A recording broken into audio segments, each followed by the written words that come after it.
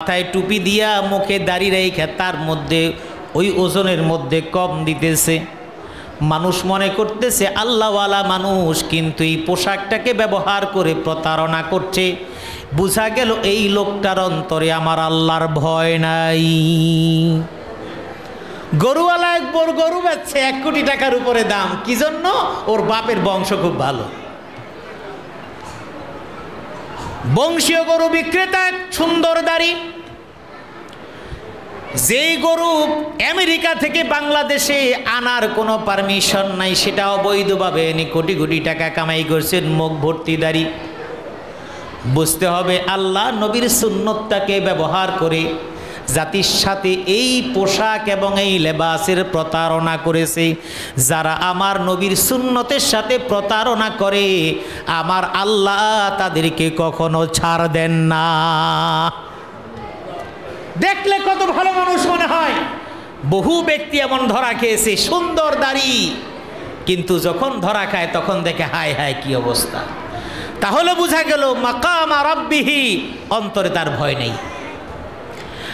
আমার অনেক ভাইয়েরা মসজিদে 5 ওয়াক্ত নামাজ আদায় করেন, কিন্তু লেনদেনের ক্ষেত্রে খুব অস্বচ্ছ।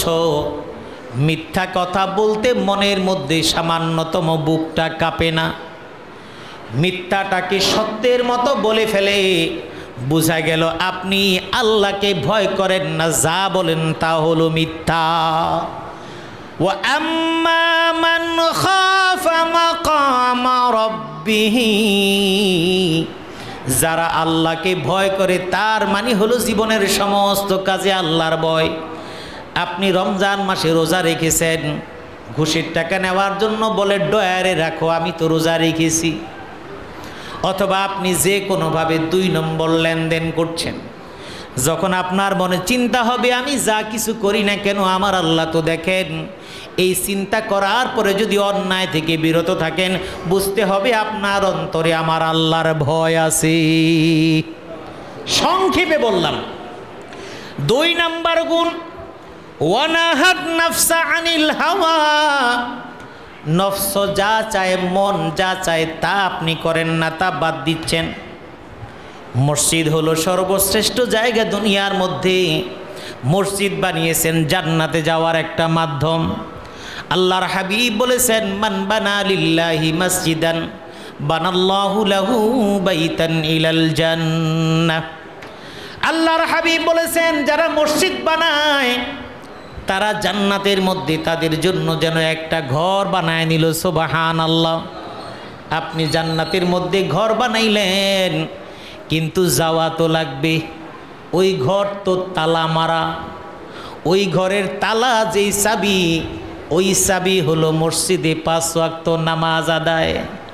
ওয়ানাহান নাফসা আনিল হাওয়া, মনে যা চায় তা করবেন না। মাকামা রাব্বিহি ওয়া আম্মা মান খাফা মাকামা রাব্বিহি, অন্তরের মধ্যে রবের ভয়। চায়ের দোকানে বসা আছেন, মসজিদে আজান হয়েছে, মসজিদে আজান হয়েছে, আপনি চায়ের দোকানে কিংবা বাজারে কিংবা ঘরে আছেন, নামাজ নিয়ে আপনার মাথায় কোনো ব্যথা নাই, নামাজ পড়ার কোনো আগ্রহ নাই। আমি বলেছি জান্নাতে যারা যাবে তাদের ধরনের মধ্যে হলো এটা। সেটা হলো যেই মানুষটা মসজিদে নামাজ আদায় করে। 1 নাম্বার কথা হলো, যেই মানুষটা এই ঘর বানাইলো, সে জান্নাতে যাওয়ার প্রথম মাধ্যম সে আদায় করলো, ঘর বানাইলো। কিন্তু এই ঘরের হাজিরা আপনার দেওয়া লাগবে কি লাগবে না? ঘর বানায় দিলেন, কিন্তু কোনো দিন গেলেন না। আল্লাহ রব্বুল আলামিন আপনাকে জিজ্ঞেস করবেন, মসজিদটা যে বানাইছিলা ওইটাকে তুমি কবরস্থানের মতো ফালায় রাখছিলা কেন? এলাকাবাসী জবাব দেওয়া ছাড়া সামনে যেতে পারবে না। সুন্দর মসজিদ বানাইলেন, আজকে যেমন একেবারে কানায় কানায় পরিপূর্ণ। আমার ছোট ছোট সন্তানগুলো, শিশুরা যেমন মসজিদ ভরে গেছে। প্রত্যেক ওয়াক্তে এই বাড়ির এলাকার ছোট ছোট শিশুরা যদি মসজিদগুলোতে ভরে যায়, ছেলেরা ওই ছোট ছোট বাচ্চারা যখন মসজিদে আসবে একটু কথা বলতে পারে, দুষ্টামি করতে পারে, মুরব্বীরা ধমক দিয়ে বের করে দিবেন না। কারণ আজকে যারা মসজিদে আসবে, আস্তে আস্তে আপনি যতদিন দুনিয়ায় থাকবেন না তখন তারা মসজিদের মুসল্লি হয়ে যাবে। আমার ভাইয়েরা, ওয়ানাহান নাফসা আনিল হাওয়া, এই মসজিদ আপনি বানাইলেন, মসজিদটা বিরান করে দিলেন। আমার নবী তো এই সতর্ক সংকেত দিয়ে দিয়েছেন, মসজিদ এক সময় অনেক সুন্দর হবে। মাসাজিদুহুম আমিরাতুন ওয়া হিয়া খারাবুম মিনাল হুদা, মসজিদগুলো অনেক সুন্দর হবে, সুরম্য হবে, হেদায়েতের কেন্দ্র বিন্দু হবে না, এটা মসজিদের হক আদায় হবে না। বহির্বিশ্বে যারা থাকে, আপনাদের অনেকে মিডল ইস্টে থাকেন, অন্যান্য ইউরোপেও থাকে, সেখানে এক একটা মসজিদ হলো এক একটা ইসলামিক সেন্টার। ওই মসজিদের উদ্যোগে চিকিৎসা হচ্ছে, মসজিদের উদ্যোগে পাঠাগার হচ্ছে, মসজিদের উদ্যোগে সমাজের আত্মমানবতার সেবা ওখানে তো কম করা লাগে, তারপরও যতটুকু সেখান থেকে হয়। মসজিদগুলো হলো সমাজের কেন্দ্র। এই মসজিদগুলো যখন হলো, এবার মসজিদে মুয়াজ্জিন আজান দেয়, যেটা শুরুতে বললাম। আজান হওয়ার পরে যখন আপনি দলে দলে মসজিদে চলে আসছেন, কিয়ামতের ময়দানে আল্লাহ পাক রব্বুল আলামিন 7 শ্রেণীর যে মানুষদেরকে বিশেষ ওই আরশে আজিমের ছায়ায় জায়গা দিবেন।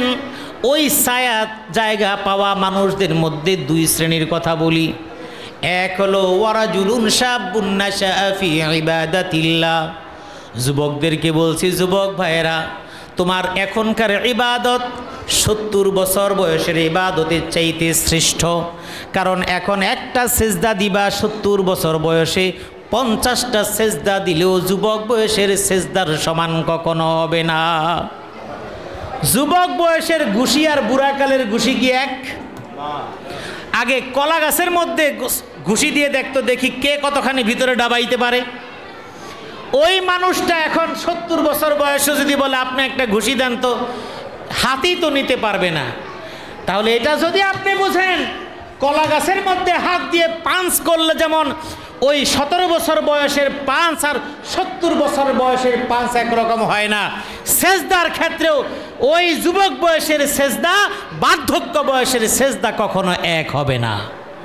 কারণ ওই বুড়ো বয়সের সেজদা ছাড়া আপনার আর কোনো উপায় নেই। কারণ চার দোকানে জায়গা নাই, মদের বারে জায়গা নাই, বাজারে জায়গা নাই, ঘরে জায়গা নাই, আড্ডায় জায়গা নাই। এখন আপনার সাথে কেউ পরামর্শেও আসে না। আপনার এখন চাকরির সময় নাই, দোকানে বসার সময় নেই। কিন্তু যুবক ছেলেটা দোকানে বসে ব্যবসা করে, 2 নম্বর করার সুযোগ আছে, করে না। আজান হয়ে গেছে, আজান নামাজ বাদ দিয়ে অন্য জায়গায় আড্ডা দিতে পারে, সেখানে যায় না, নামাজে যায়। সে ব্যান্ড শোর আয়োজন করতে পারে, সেটা না দিয়ে মাহফিলের আয়োজন করে, এটা তার সুযোগ আছে। ইনকাম করে, এই ইনকামের টাকাটা অন্য জায়গায় খরচ করতে পারে, সেটা না করে এলাকার মসজিদের জন্য খরচ করেছে। তাহলে এটা উত্তম কি উত্তম না? উত্তম। আর একটা হলো ওয়ারাজুলুন কালবুহু মুআল্লাকুন ফিল মাসাজিদ, যার অন্তর মসজিদের সাথে ঝুলে থাকে, তার মানে যে নিয়মিত মসজিদে নামাজ আদায় করে। আসর নামাজ পড়ে গেছে, চিন্তা করে মাগরিব আমি কোথায় পড়বো, আমি বাজারে যাব, তাহলে বাজারে নামাজ আদায় করে নেব, এই প্ল্যানিং করে সেখানে যায়। এটা হলো ওয়ারাজুলুন কালবুহু মুআল্লাকুন ফিল মাসাজিদ। আপনাদের এখানে যখন আসতেছি, আসার সময় চিন্তা করতেছি আসর কোথায় পড়ব, যেখানে প্ল্যানিং ওখানে আলহামদুলিল্লাহ আসর পড়লাম। এবার চিন্তা করলে মাগরিবটা কোথায় পড়া যায়, আচ্ছা চলতে থাকি, দেখা যাক। যখন নাকি একটা জায়গার মধ্যে চলে আসলাম, আসার পরে চিন্তা করলাম এখান থেকে হাইওয়ে এতটুকু দূরত্ব, একদম এসেছি, অজু ইস্তেঞ্জা করার পরে এখন আজান দিচ্ছে, একদম সুন্দর মতো জামাতের সাথে নামাজ আদায় করে বাকি পথটুকু এসে বললাম, কারণ এখানে এসে আমার এশা নামাজ পড়তে হবে। তাহলে আমার প্ল্যানিং আসর পড়ব কোথায়, মাগরিব পড়ব কোথায়, এশা পড়ব কোথায়, আল্লাহ যদি হায়াতে বাঁচিয়ে রাখে ফজর পড়ব কোথায়।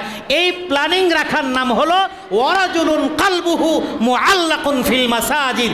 এক ওয়াক্ত পড়ে যাওয়ার পরে আরেক ওয়াক্তের চিন্তা, এটা এই থাকাটা নামাজ মিস যেন না হয়, এই রকম চিন্তা চেতনা যাদের আছে, আমার নবী বলেছেন হাসরের ময়দানে আরশে আজিমের ছায়া ওই সমস্ত নামাজিদেরকে আল্লাহ দান করবেন। সুবহানাল্লাহ। সুতরাং ওয়া আম্মা মান খাফা মাকামা রাব্বিহি ওয়া নাহান নাফসা আনিল হাওয়া ফা ইন্নাল জান্নাতা হিয়াল মাওয়া। সুতরাং জান্নাতি কারা জাহান্নামী কারা ক্লিয়ার। আমি অল্প কথা বলি, শেষ করে দিচ্ছি। মসজিদ সংক্রান্ত কয়েকটা কথা বলে শেষ করে দিচ্ছি। এবার আমরা সবাই তো আল্লাহর নবীকে ভালোবাসি, ঠিক কিনা? সবাই ভালোবাসি কিনা? মুখে মুখে ভালোবাসলে হবে না, কাজে দেখাতে হবে। 1 নাম্বার, নামাজ হলো ফরজ বিধান, ফরজ নামাজ কখনো ছাড়বো না। 1 নাম্বার। আমি আপনাকে বলবো না হাত উঠান, এই সেই বলবো না, কারণ আপনার জিম্মাদারি আপনার। 2 নাম্বার, মসজিদের মধ্যে যখন ঢুকবো রসুলকে মহাব্বত করি কি করি না? করি। আমার নবী কি বলেছেন? বুখারীর হাদিস, ইজা দাখালা আহাদুকুমুল মসজিদা ফালিয়ারকা রাকাতাইন ক্বাবলা আন ইয়াজলিসা। এই হাদিসটা অন্য হাদিসে অন্য বর্ণনা আছে, লা ইয়াজলিসান্না আহাদুকুম ইল্লা আন ইউসাল্লি রাকাতাইন আও কামা ক্বাল।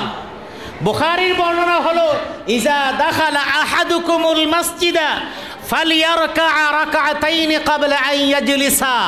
তোমাদের কেউ যখন মসজিদে প্রবেশ করে, মসজিদে প্রবেশ করার পর 2 রাকাত নামাজ আদায় না করে যেন না বসে। সুবহানাল্লাহ। যেটাকে বলা হয় তাহিয়াতুল মসজিদ। এটা মসজিদের হক, মসজিদ আপনার কাছে পায়। আসরের সময় ঢুকেছেন, জামাতের বাকি, আসরের সুন্নত তো মুআক্কাদা না, পড়লে পড়লেন, না পড়লে নাই। আপনি 2 রাকাত সুন্নত তাহিয়াতুল মসজিদ পড়ে নেবেন। জহুরে ঢুকলেন, আগে 2 রাকাত পড়ে নেন, এরপরে দেখেন সময় আছে কিনা, তাহলে 4 রাকাত সুন্নত পড়ে নেন। যদি আপনি 4 রাকাত সুন্নত জামাতের আগে পড়তে না পারেন, খেয়াল রাখবেন জামাত দাঁড়াই যাবে কতক্ষণে। জামাতের তাকবীর উলা আপনি মসজিদে থাকাকালীন সময় যদি ছুটে যায়, তাহলে আপনি দুর্ভাগা। দেখতেছেন 2 মিনিট সময় আছে, হুড়াহুড়ি পারাপারি করে নামাজ দরকার নেই। 2 মিনিটে আপনার 4 রাকাত হবে না, আপনি বসে তাসবিহাত পাঠ করেন। ইমাম সাহেব যখন নামাজে দাঁড়িয়ে যাবে, তার সাথে আপনি ফরজ নামাজে শামিল হয়ে যান। এরপরে আপনি 2 রাকাত আদায় করেন, এরপরে 4 রাকাত। রাসূলুল্লাহ সাল্লাল্লাহু আলাইহি ওয়াসাল্লাম এইভাবে বলেছেন। আয়েশা সিদ্দিকা রাদিয়াল্লাহু তাআলা আনহা বর্ণিত হাদিস, সেখানে বলেছেন রাসূলুল্লাহ সাল্লাল্লাহু আলাইহি ওয়াসাল্লাম মসজিদে গেলেন, যাওয়ার পরে তিনি জোহর নামাজে আগের যে সুন্নাহ পড়তে পারলেন না। জামাতের ওয়াক্ত হয়ে গেল বা জামাত দাঁড়িয়ে গেল, ফরজ আদায় করলেন। সাল্লাহুন্না বাদাহু, ফরজ আদায় করার পরে এই জোহরের আগের যে 4 রাকাত এটা পরে আদায় করে নিয়েছেন। সুবহানাল্লাহ। কিন্তু 2 রাকাত নামাজ আদায় করা কখনো ছাড়বেন না, মনে থাকবে ইনশাআল্লাহ। 2 নাম্বার, মসজিদে যখন ঢুকবেন আল্লাহর ওয়াস্তে এই যে মেশিন খান বন্ধ করে নিন। এটা কিন্তু ইবাদতের 12টা বাজায় দিছে। কেন? এখন হজের ইবাদত মোবাইল নষ্ট করে ফেলছে, জাকাতের ইবাদত নষ্ট করে ফেলছে, দান সৎকার ইবাদত নষ্ট করে ফেলছে। এখন 1 মগ খিচুড়ি ঢালতেছে, ওই মগ ধরছে 20 জনে, প্লেট পাচ্ছে 1 জনে। এখন কে কারে দেয় বোঝা বড় মুশকিল। নেতায় খিচুড়ি দিতেছে, এখন নেতার হাতে মগ, এখন নেতার আশেপাশে চামচা আছে না, চামচেরা মগ তো আর ধরতে পারতেছে না। কেউ এদিক দিয়ে ধরছে, কেউ এদিক দিয়ে শুইছে, কেউ এদিক দিয়ে, বোঝা মুশকিল কে কারে দেয়। কম্বল দিতে থাকলে 1 জনে দেয় 10 জনে। এরপরে এমনও নজির আছে, কম্বল দেওয়ার পর এরপর ফেরত নিয়ে গেছে। কিছুদিন আগে এমন একটা রিপোর্ট আসছে, দিছে, দেওয়ার পরে আবার ত্রাণ দিয়ে আর বড় ফেরত নিয়ে গেছে, ছবি তোলা শেষ। তার মানে এগুলি আমাদের ইবাদত নষ্ট করে ফেলছে। হাজরে আসওয়াদকে চুম্বন দেবে, বাইতুল্লাহ তাওয়াফ করবে, জামারাতে এরকম পাথর নিক্ষেপ করে, আর এইভাবে সেলফি বাম হাত দিয়ে এভাবে ধরে এভাবে পারে। তার মানে শয়তান তোরে দেখা আসে, আমার খেলাফত তো তোর কাছেই আছে। মসজিদে ঢোকার সময় মেহেরবানি করে আপনি মোবাইলটা বন্ধ করে নিন। আপনি বাংলাদেশের রাষ্ট্রপতি না। আচ্ছা, আপনি সবাই তো একটা সাধারণ মানুষ। এখন আমি এখানে বয়ান করতেছি, আমাকে যারা ফোন দিতেছে পাবে না। আমি এই পেশার লোক, আমি এই লাইনের লোক, যারা ফোন দিবে তারা নিশ্চয়ই বুঝতেছে হুজুর কোনো না কোনো জায়গায় কোনো ব্যস্ত আছে, বুঝে না? আপনি বাসা থেকে আসছেন, এমন কি প্রয়োজন? আপনার বউ তো জানে আপনি নামাজে আসছেন, আপনার বন্ধু তো জানে আপনি নামাজ পড়েন। মনে রাখবেন, নামাজির বন্ধুরাই নামাজি হয়, আর বেনামাজিরে নামাজের সময় ফোন দেওয়া, জানে না কোন সময় নামাজ জামাত দাঁড়ায়। তারপরেও বলি, ফোন যদি কেউ দেয়ও, আপনার এমন কি কোটি কোটি টাকার বাণিজ্য শেষ হয়ে যাবে, আপনি 10 মিনিট পরে কথা বললেও তো আপনার কোনো লস হবে না। মোবাইলটাকে বন্ধ করে মসজিদে ঢুকবেন, কারণ বুঝায় দেই, সামান্যতম একজন ডাক্তারের চেম্বারে ঢোকার আগে ওখানে লেখা আছে মোবাইল বন্ধ করে ঢুকুন, অথবা ডাক্তারের যে অ্যাসিস্ট্যান্ট যেখানে সিরিয়াল লেখে ও বলে মোবাইল বন্ধ করেন। এটা বলার সাথে সাথে মোবাইল একটা না, সাথে যেই কটা এই বন্ধ কর বন্ধ কর। কারণটা কি? ডাক্তারের চেম্বারে গিয়ে মোবাইল বেজে উঠলে ডাক্তার যদি বলে আপনার মোবাইল বাজে কেন, তাহলে চিকিৎসা ব্যাঘাত ঘটতে পারে, এই জন্য মোবাইল বন্ধ করে যান।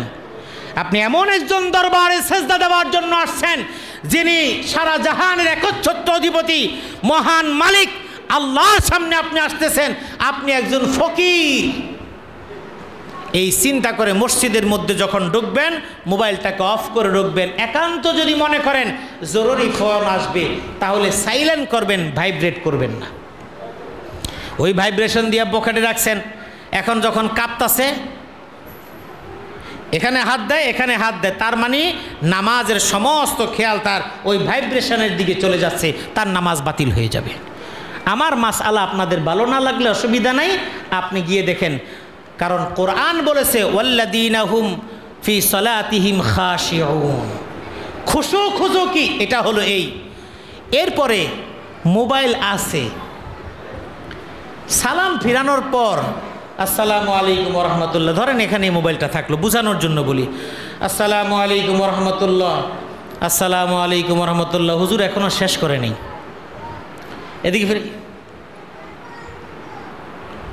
মনে হয় আল্লাহর পক্ষ থেকে কোনো মেসেজ আসবে যে তোর নামাজ কবুল হয়েছে, এত ব্যস্ত। সুতরাং মসজিদের আদব রক্ষার্থে কাজটা করতে হবে। এরপরে ভুলে মোবাইল বেজে উঠতে পারে, এটা মনে রাখবেন। মোবাইল বাজতেছে, আপনি একাগ্র নামাজ পড়তেছেন, আপনার পকেটে মোবাইল বাজতেছে, ইমাম সাহেবের কেরাতে ভুল হয়ে যাচ্ছে। এই বছর যখন তারাবির নামাজ চলছে, আমি পিছনে দাঁড়ানো, আমার সামনে তারাবি পড়ছে, আমিও পড়াই। তো এখন আমার আগে আমার যে ইমাম সাহেব পড়াচ্ছেন, আমি যেহেতু খতিব আমি শেষে পড়াই, আমি তারাবি এখনও রেগুলার পড়ে, একদম স্বাভাবিক নিয়মে যা আমার রুটিনে আসে তাই পড়াই আলহামদুলিল্লাহ। এমন সময় মোবাইল বেজে উঠছে, নামাজের খেয়াল তো স্বাভাবিকভাবে ধরে রাখা খুব কষ্ট। আমি চিন্তা করতেছি ইমাম সাহেব তেলাওয়াত করতেছে, কী থেকে কি হয়। নামাজের পরে সালাম ফিরানোর পরে যতটুকু ঘোষণা দেওয়া দিয়েছে, আমাকে নামাজের পরে বলছে হুজুর আমার নামাজের খেয়াল রাখতে অনেক কষ্ট হয়েছে, কারণ তেলাওয়াত তো আমি করি আপনি জানেন না, হাফেজ সাহেব তেলাওয়াত করেন, পুরা মসজিদের জিম্মাদার ইমামের কাঁধে। আপনি সলিমউদ্দিন মিয়ার একটা 2 টাকা দামের মোবাইলের বাজদার কারণে ইমামের নামাজের যদি কোনো ক্ষতি হয়, সমস্ত মুসল্লিদের নামাজের ক্ষতি হবে, আপনি এই জন্য দায়ী। কিয়ামতের ময়দানে আপনাকে আসামি করে দাঁড় করানো হবে। সাবধান, যদি কারো মোবাইল বেজে ওঠে তাহলে ইমাম সাহেবদের কাছ থেকে, খতিবদের কাছ থেকে, আলেমদের কাছ থেকে মাসালা জেনে নেবেন। আপনি আপনার নামাজের মধ্যে থেকে দ্রুত মোবাইলটাকে সাউন্ড অফ করে দেওয়ার, লাইনটা ডিসকানেক্ট করে দেওয়ার চেষ্টা করবেন, নামাজে পূর্ণ খেয়াল রেখে। যদি এমন অবস্থা হয় যে আপনি নামাজের মধ্যে থেকে এক হাত দিয়ে পারেন না, প্রয়োজনে আপনার নামাজ ছাড়বেন, আপনি আপনার নামাজ ছেড়ে পুরো মসজিদের মুসল্লিদের নামাজ হেফাজত করবেন। আর রিংটোন যদি উল্টা পাল্টা হয় তাহলে তো নামাজের 12টা এমনি শেষ। এদিকে খেয়াল রাখবেন। নাম্বার 4, মসজিদে ঢোকার পরে মসজিদে এসি আছে, ফ্যানও আছে। মসজিদের সমস্যা হলো কি, আমরা বাসা বাড়িতে ফ্যানের সুইচ নিয়ে ধাক্কা ধাক্কি যা না করি, মসজিদে আসলে একদম টপাটপ পুরাগুলি সুইচ আমার একলা দেওয়া লাগবে, আছে না? ইমাম সাহেব হয়তো বা স্থানীয় যারা আছেন হয়তো এসিটা ছাড়েন নাই আবহাওয়া জনিত কারণে, আজকে একটু ঠান্ডা ঠান্ডা পড়তেছে, এখনকার কথা বলতেছি না, নর্মাল অবস্থায়। এখন তো মানুষের গ্যাদারিং একটু গরম লাগতেছে। আপনি বাহির থেকে এসে হুজুর ইমাম এসি ছাড়েন না কেন? ভাই আস্তে আস্তে আস্তে। আপনার বাসায় কি আপনি এসিতে থাকেন? না। মসজিদে আসছেন, এসির দরকার, এসি আপনার জন্যই লাগানো হয়েছে। প্রয়োজন সাপেক্ষে তাকে সুন্দরভাবে বলেন। এরপরে সমস্যা তো হবে শীতের দিনে, আপনি বসছেন এখানে ফ্যান বরাবর, তখন আপনার গরম লাগছে, বয়স হয়েছে, কিছুক্ষণ পরে বেশিক্ষণ গরম থাকে না, কিছুক্ষণ পরে আপনার ঠান্ডা লাগতেছে, এবার আপনি বলেন মানে বন্ধ। আবার আপনি বসছেন এমন জায়গায় যেই জায়গায় আপনার ঠান্ডা লাগতেছিল, কিছুক্ষণ পরে গরম লাগতেছে, আশেপাশে যারা আছে তাদের ঠান্ডা লাগতেছে, আপনি বললেন ফ্যান ছাড়তে হবে। আপনি একবারের জন্য চিন্তা করলেন না আমি ফ্যান ছাড়ার কারণে আমার আশেপাশে দুইজন মানুষ চিৎকার করবে, ভাই আমার ঠান্ডা লাগে। এরপরে ফ্যান ছাড়ার পরে কইল, ভাই ফ্যান ছাড়লেন কে? গরম লাগতেছে। আর আমাকে ঠান্ডা লাগে। এক কথা দুই কথা লেগে গেল ঝগড়া। এটা হলো সমাজের বাস্তবতা। ঝগড়া লাগার পরে যদি একটু হেড়মালা হয় তো বললাম না তোকে মসজিদে নামাজ খারাপ, আমি আমার বাড়িতে আমি আরেকটা মসজিদ আমি নিজেই বানাইতেছি, ঝগড়াঝাটি হয়ে গেল। এটা হলো শেষ জামানার লক্ষণ, কিয়ামতের লক্ষণ। কারণ আল্লাহ রাসূল বলেছেন, অনেকগুলো আলামত বর্ণনা করেছেন, তার মধ্যে অন্যতম একটা আলামত, কিয়ামতের অন্যতম আলামত হলো মসজিদে মানুষ উচ্চ স্বরে ঝগড়াঝাটি আওয়াজ করবে।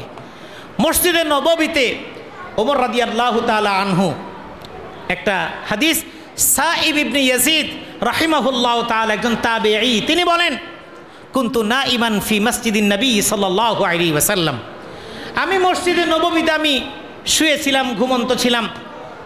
ফাইদান রাজুলুন ইউহাররিকুনি বিরাজলিহি, একজন লোক সে এসে আমাকে তার পা দিয়ে একটু নাড়া দিল।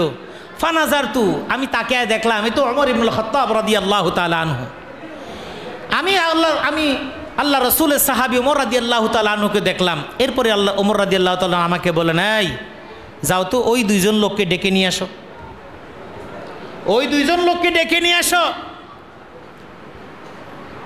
তাদেরকে ডেকে নিয়ে আসা হলো। ওমর রাদিয়াল্লাহু তাআলা আনহু একটু রাগত স্বরে জিজ্ঞেস করলেন, মিম্মান আনতুমা আও মিন আইনা আনতুমা, তোমরা কোথা থেকে এসেছো, তোমরা কারা?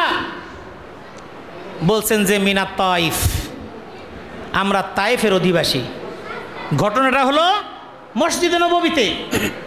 ওমর রাদিয়াল্লাহু তাআলা আনহু জিজ্ঞেস করলেন, বললেন আমরা তাইফের অধিবাসী। এবার ওমর রাদিয়াল্লাহু তাআলা আনহু বললেন, তোমরা এই মসজিদে বসে উচ্চ স্বরে কথা বলছিলে, উচ্চ আওয়াজে দুইজন কথা বলছিলে,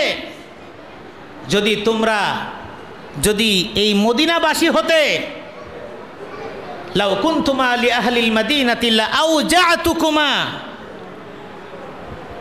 তোমরা যদি মদিনাবাসী হতে তাহলে আমি তোমাদেরকে শাস্তি দিতাম, কঠিন শাস্তি দিতাম। কারণ তারফাআনি আসওয়াতুকুমা ফি মসজিদি রাসূলিল্লাহি সাল্লাল্লাহু আলাইহি ওয়াসাল্লাম, কারণ তোমরা দুইজন মসজিদে উচ্চ স্বরে কথা বলছিলে। যেহেতু তায়েফের, তোমরা এই মসজিদে নববীতে মদিনাবাসীর জন্য তোমরা মেহমান, মেহমানের কদর আমাকে করতে হবে, এই জন্য আমি কিছু বললাম না। তার মানে এই ফ্যান ছাড়া নিয়ে ঝগড়াঝাটি করা চলবে না। স্যাক্রিফাইস, আপনার যদি ঠান্ডা লাগে এমন জায়গায় আগে গিয়ে বসবেন যেই জায়গায় ফ্যান ছাড়লেও আপনার গায়ে বাতাস লাগবে না। আবার আপনার যদি গরম লাগে আপনি এমন জায়গায় গিয়ে বসবেন যেখানে আপনার অন্য কোনো কারণে ফ্যান বন্ধ করলে আপনার কষ্ট না হয়। শেষ কথা বলছি, অনেক সময় নিয়েছি, শেষ কথা তো শেষ হয় না, কোরআনের কথা শেষ হয় না, শেষ কথা বলছি। মসজিদে যারা আসবেন প্রথম কাতারগুলোকে পুরা করে বসবেন, এরপরে যারা আসবেন ধারাবাহিকভাবে কাতারগুলো পুরা করে বসবেন। কিছু রসুলের যুগে কিছু মুসল্লি ছিল যারা আইসা পিছনে বসতো। আল্লাহ রসুল বলছেন, যারা পিছনে বসে তাদের মনটাকেও পিছনে করে দিক। কিছু মানুষ আছে পিছনে বসবে, আপনি আগে আসবেন, আগে বসবেন, কারণ সামনের কাতারে অনেক সওয়াবের বর্ণনা হাদিসে আছে। আমি সময় সংক্ষিপ্ত, আর ওই বর্ণনায় যাচ্ছি না। রাসূল বলেছেন, যদি তোমরা জানতা তাহলে লাআতাউহুমা ওয়ালাউ হাবওয়ান, তোমরা হামাগুড়ি দিয়ে হলেও তোমরা সামনে আসতে পারো না, হামাগুড়ি দিয়ে সামনে ফজিলতের জন্য, সুবহানাল্লাহ। কিন্তু বাঙালি অনেক চালাক, আগে এসে পিছনে বসে, পিছনে এসে সামনে আসে। জুমার সময় একটা সমস্যা হয়, এই সমস্যাটা করবেন না, এটা বলে শেষ করছি। জুমার মসজিদ ইমাম সাহেব বয়ান করছেন, খুতবা দিচ্ছেন, মসজিদে মুসল্লিরা ভরা। যিনি শেষে আসছেন তিনি শেষের দিকে যেখানে জায়গা পাবেন সেখানে বসে যাবেন। এই কথাটা হয়তো অনেকের কাছে ভালো নাও লাগতে পারে। আমি খুব সাবলীল ভাষায়, মোলায়েম ভাষায় আপনার দিনী ভাই হিসেবে বলে যাচ্ছি, আপনি যেখানে জায়গা পাবেন ওখানে বসে যাবেন। আপনি মুরব্বী, আপনি এলাকার গণ্যমান্য ব্যক্তি, আপনি শিল্পপতি, আপনি জনপ্রতিনিধি, আপনার মর্যাদা অনেক, আলহামদুলিল্লাহ। সেজন্য আপনি ওখানে বসবেন। ওখানে বসার পরে এই মুসল্লিরা যখন আপনাকে সম্মাননা দিয়ে সামনে নিয়ে আসবে, এটা হলো আপনার সম্মান। আপনি যখন ঢুকে নিজের প্রভাব দেখিয়ে যখন ঘাড়ের উপরে ডেঙায় ডেঙায় সামনে আসবেন, এই ব্যাপারে রাসূলুল্লাহ সাল্লাল্লাহু আলাইহি সাল্লাম খুব ভয়ঙ্কর কথা বলেছেন। মান ইত্তাখাযা রিকাবান নাসি ইয়াউমাল জুমআতি ইত্তাখাযা জাসরান ইলা জাহান্নাম। মান তাখাত্তা রিকাবান নাসি ইয়াউমাল জুমআতি ইত্তাখাযা জাসরান ইলা জাহান্নাম আও কামা ক্বালা নবী সাল্লাল্লাহু আলাইহি ওয়াসাল্লাম। জুমার দিন মসজিদ তো ভর্তি থাকে, যারা মানুষের ঘাড় ডেঙা ডেঙা ডেঙা ডেঙা সামনের কাতারে যায়, ইত্তাখাযা জাসরান ইলা জাহান্নাম, জাহান্নামের পোলের উপরে সে যেন পাড়া দিল বা গ্রহণ করলো, তার মানে সে যেন জাহান্নামের দিকে অগ্রগামী হয়ে গেল, নাউজুবিল্লাহ। এই জন্য মনীষীদের অনেক কথার মধ্যে একটা, আপনি এমন জায়গায় বসবেন না যেই জায়গায় বসলে আপনাকে উঠে যেতে হয়। এমন কাজ করবেন না যেই কাজ করার দ্বারা মানুষের কাছে আপনাকে ভৎসনা শুনতে হয়। আপনি ডেঙায় ডেঙায় সামনে আসছেন, লোকেরা হয়তো আপনার সম্মানের দিকে তাকায় কিছু বলে না, কিন্তু মনে মনে ঘৃণা করে। আপনার এই ঘৃণা, এই অবস্থায় ইবাদত আল্লাহ চান না। আপনি ওখানে বসে যান। আপনি যদি পিছনের কাতারে নামাজ পড়েন, কি এমন ক্ষতি? 10 মিনিট 15 মিনিট পরে সবাই চলে যাবে, পুরা মসজিদ খালি। চলে গেছে, আপনি ওখান থেকে সামনে এক জায়গায় এসে নিরিবিলি আল্লাহর দরবারে সেজদা দেন। যখন নাকি আপনার মানসিকতা এমন হবে, তখন বুঝতে পারবেন যে আসলে সত্যিকারে আপনি আল্লাহর জন্য হয়ে গেছেন। আর ওই সেজদাটা যখন আপনি দিবেন, আল্লাহ রাসূল সাল্লাল্লাহু আলাইহি ওয়াসাল্লাম বলেছেন, একজন মুমিন বান্দা যখন সেজদায় থাকে ততক্ষণ পর্যন্ত সেই ব্যক্তি আল্লাহর সবচাইতে কাছাকাছি থাকে। সুবহানাল্লাহ। এই মসজিদ যারা নির্মাণ করেছেন তাদের উপরে দায়িত্ব অনেক বেড়ে গেছে, এলাকাবাসীর অনেক দায়িত্ব বেড়ে গেছে। কারণ যারা নির্মাণ করে দিয়েছেন তাদের যেমন দায়িত্ব, নির্মাণ করার পরে এলাকাবাসীর দায়িত্ব আরও বেড়ে গেছে। এলাকাবাসীর দায়িত্ব হলো মসজিদটাকে আবাদ করা। কবরস্থানে গিয়ে দেখেন ওখানে কেউ নামাজ পড়ে না, পড়ে না। কবরস্থানে কেউ সেজদা দেয় না, সেজদা দেওয়ার জায়গা না। মসজিদ সেজদার জায়গা, মসজিদটা যেন বিরান না থাকে। আল্লাহ পাক রব্বুল আলামিন আমাদের সকলকে কবুল করুন, আমিন। মসজিদের জন্য যারা অর্থ সম্পদ ব্যয় করেছেন, আমি এখানে আসার পরে যতটুকু শুনেছি, টার্গেট ছিল দীর্ঘ সময় নিয়ে, কিন্তু তার চাইতে অনেক আগেই আলহামদুলিল্লাহ মসজিদটা শুধু নির্মাণই হয় নাই, বরং মসজিদটা দৃষ্টিনন্দনভাবে নির্মিত হয়েছে। সুবহানাল্লাহ। এই জন্য অন্তর থেকে তাদের জন্য আমরা দোয়া না করলেও আল্লাহ কিন্তু তাদেরকে দিয়ে দিবে। এই যে তাদের কষ্টোপার্জিত যে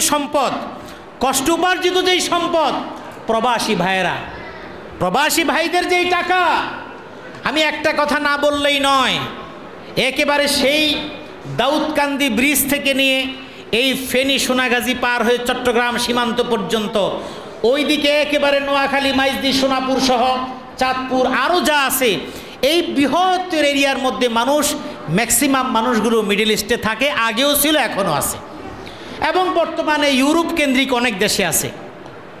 প্রবাসে থেকে ভোর 4টা 5টা ক্ষেত্র বিশেষ যার যেমন ডিউটি, যেই কাজের যেই কাজ, কারো দোকানদারি, কেউ শ্রম, যেভাবেই হোক বাসা থেকে বেরিয়ে যায়। সেখানে বাংলাদেশের মতো চা বিস্কুট খাইতে অনেক সময় দেয় না।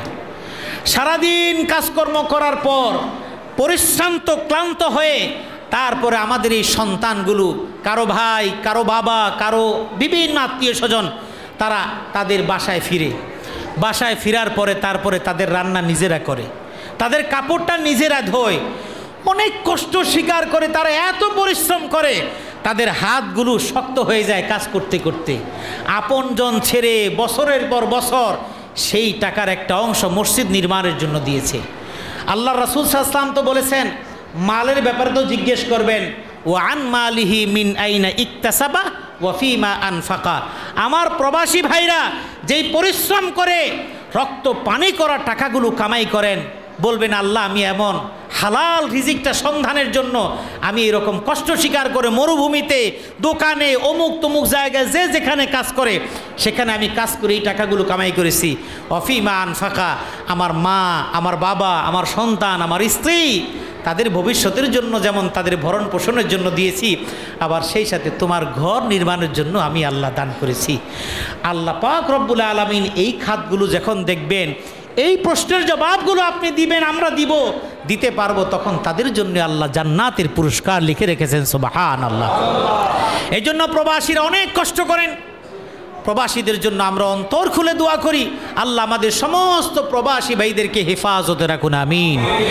আপনারা যারা দেশে আছেন, আপনারা অনেক কষ্ট স্বীকার করেন, আপনাদের কষ্টার্জিত অর্থের একটা অংশ এখানে দিয়েছেন, আপনারা মেধা দিয়েছেন, পরিশ্রম দিয়েছেন। আল্লাহ প্রত্যেকের অবস্থানে যে যতটুকু মসজিদের জন্য করেছেন আল্লাহ সকলকে কবুল করুন, আমিন। ওয়া আখিরু দাওয়ানা আলহামদুলিল্লাহি রাব্বিল আলামিন। আমি একটু ছোট্ট মোনাজাত করে নিই, এরপর আপনাদের বড় মোনাজাত হবে ইনশাআল্লাহ। হ্যাঁ, মিলাদ হবে এবং আপনাদের তবারক বিতরণ আছে। হ্যাঁ করব, আমি ছোট্ট একটু জাস্ট আলোচনার একটা সৌন্দর্যতার জন্য মোনাজাত হবে ইনশাআল্লাহ, শেষে মোনাজাত হবে ইনশাআল্লাহ। আমি একটু, হ্যাঁ, মিলাদ হবে, তাবারুক আছে, আপনাদের জন্য খুব সুন্দর আয়োজন আছে মাশাআল্লাহ। আমি কিন্তু জেনে গেছি আপনাদের জন্য তেহারির ব্যবস্থা আছে, বিরিয়ানির ব্যবস্থা আছে, এবং মসজিদের জন্য যেমন সবাই স্বতঃস্ফূর্তভাবে দিয়েছেন, আপনাদের তেহারির জন্য সবাই দিয়েছেন আলহামদুলিল্লাহ, এবং কারো প্যাকেটের কোনো অভাব হবে না, আশ্বস্ত করলাম ইনশাআল্লাহ। তো সেজন্য আপনারা অপেক্ষা করবেন, সব কিছুর একটা সৌন্দর্যতা আছে। আমি একটু ছোট্ট করে মোনাজাত করে এরপরে আনুষ্ঠানিকতা, ওনাদের কিছু বক্তব্য আছে, আর আমি একটু হাত মুখ দিয়ে একটু ফ্রেশ হই, এরপরে ইনশাআল্লাহ আপনাদের শেষ মোনাজাতে আমি শামিল হব ইনশাআল্লাহ।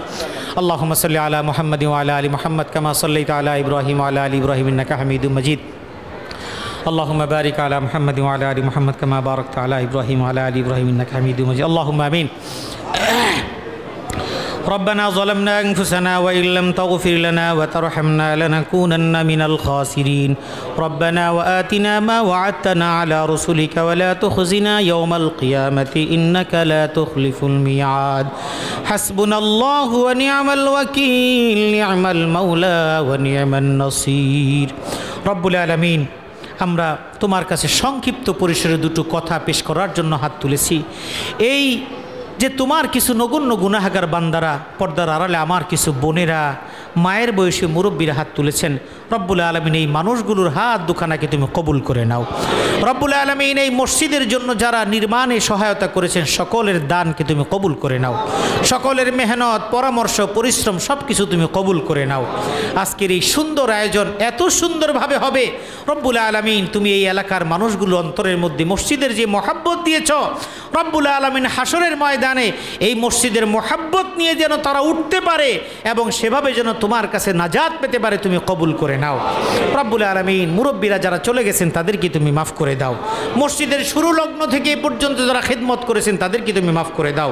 রব্বুল আলামিন আজকের আয়োজনকে কবুল করে নাও। রব্বুল আলামিন তুমি আমাদের সকলের জন্য তুমি মেহেরবানি করে ইমানদার হিসেবে আমাদের সকলকে তুমি কবুল করে নাও। ওয়া সাল্লাল্লাহু আলা নাবিয়িনা মুহাম্মাদিন ওয়া আলিহি ওয়া আসহাবিহি আজমাইন। সুবহান রাব্বিকা রাব্বিল ইজ্জাতি আম্মা ইয়াসিফুন ওয়া সালামুন আলাল মুরসালিন ওয়ালহামদুলিল্লাহি রাব্বিল আলামিন। আপনারা সবাই সুন্দরভাবে বসেন, ধীরস্থিরভাবে বসেন, একটু যেন আওয়াজ না হয়, একটু যেন বিশৃঙ্খলা